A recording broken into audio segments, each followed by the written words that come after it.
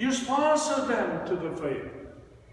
How many of you been godfather and godmother in here? Raise your hand. How many of you would like to be godfather and godmother?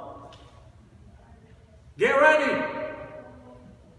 Get ready if you want to be godparents, because that comes with responsibility. Typically, when I have people come to church inquiring about the church, and obviously they don't know people in church, and in our practice, immediately once the person goes through a period of inquiry, the second stage is to make that person catechumen. And in order to be made catechumen, we make sure you have godfather and godmother at that moment of prayer, early in the stage, to develop a long-lasting relationship. And my goal is, when I make a suggestion, I always try to pick someone who is going to be a really wonderful example to the newcomer. I don't pick those people that show up to church the last minute. To be honest with you, if you're one of those, you will be the last one on my list. I don't choose someone who barely shows up to church or infrequent comer to the church. I want someone who's sizzling with fervence and love to the Lord. And if you really want to be godparents, you need to be that. A week ago, I got a call from somebody who wants to baptize their child. And in the old country, they say, I want to baptize my child, not your child. A child, and they take them to church. Very few questions asked, and they baptize them. Here we don't do that. You want to have someone baptized in the church, you need to be committed into the life of the church. So it's not just baptism. We baptize you and we throw you out. When you commit, when you say you want to baptize your children, it means you're saying, I want to raise my kids to be Christians. And you don't raise your kids to be Christians on a farm, or in a bar, or never coming to church. Baptism is totally ineffective and useless when someone baptizes a child and never bring them into church. The effectiveness of baptism is when someone raises the kids in the church.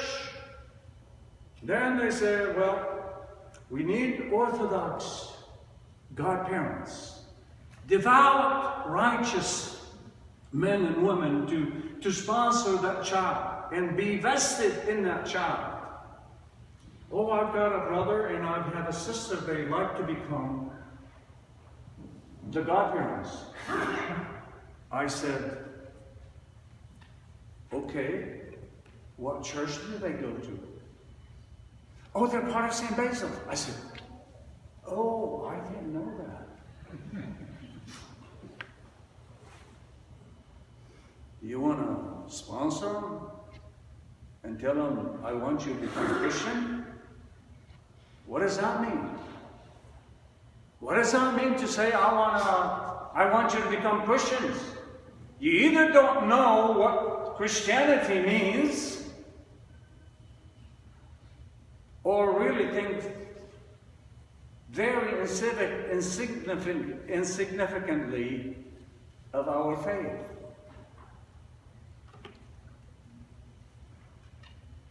No one has to come to church. You choose in this country. We don't make anyone become Christian. It's a choice. But if you choose it, follow the Christian rules and the Christian practices. They're very simple.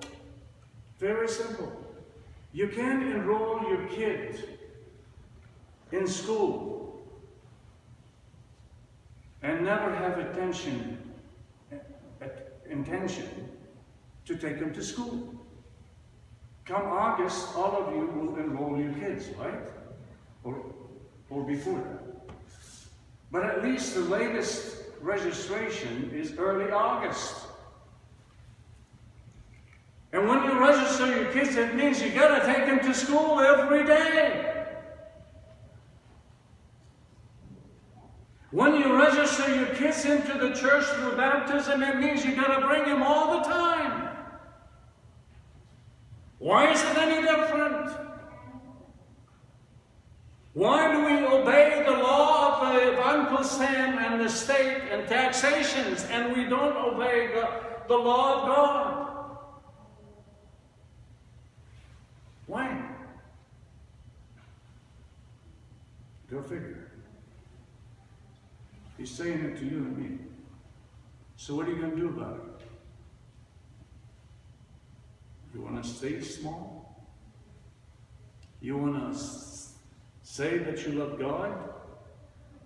And really, how do you demonstrate loving God without loving others into the kingdom of God? So let's do it. In the name of the Father, and the Son,